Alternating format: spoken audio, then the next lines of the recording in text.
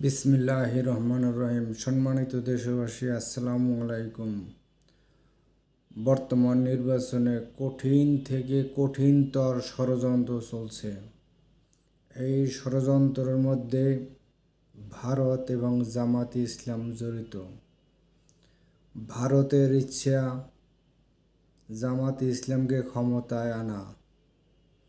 জামাতে ইসলামকে ক্ষমতায় আনার একমাত্র উদ্দেশ্য, ভারত চায় বাংলাদেশের 3 পার্বত্য চট্টগ্রাম এবং মিয়ানমারের রাখাইন রাজ্য। এই বাংলাদেশের 3 পার্বত্য চট্টগ্রাম এবং রাখাইন রাজ্য নিয়ে ভারত পরিকল্পনা করছে আলাদা একটি রাষ্ট্র গঠন করবে। এই রাষ্ট্র গঠন করার জন্য যদি আগামী নির্বাচনে অর্থাৎ 2026 সালের 12ই ফেব্রুয়ারি নির্বাচনে যদি বিএনপি আসে ক্ষমতায়, তাহলে এই 3 পার্বত্য চট্টগ্রামকে নিয়ে এবং রাখাইন রাজ্যকে একত্রিত করে ভারত রাষ্ট্র ঘোষণা দিতে পারবে না। কারণ বিএনপি জাতীয়বাদী দল আন্তর্জাতিকভাবে এবং কূটনৈতিকভাবে অত্যন্ত সূক্ষ্ম এবং পারদর্শী। জামাত যদি ক্ষমতায় আসে বা জামাতকে যদি ভারত ক্ষমতায় আনতে পারে, তাহলে জামাত রাজনৈতিকভাবে কূটনৈতিকভাবে এতটা সক্রিয় নয়।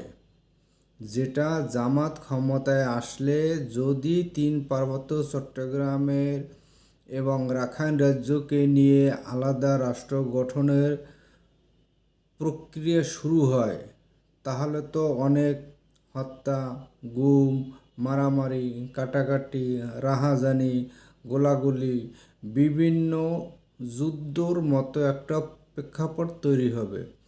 এই প্রেক্ষাপট তৈরি হইলে জামাত ট্যাকেল দিতে পারবে না।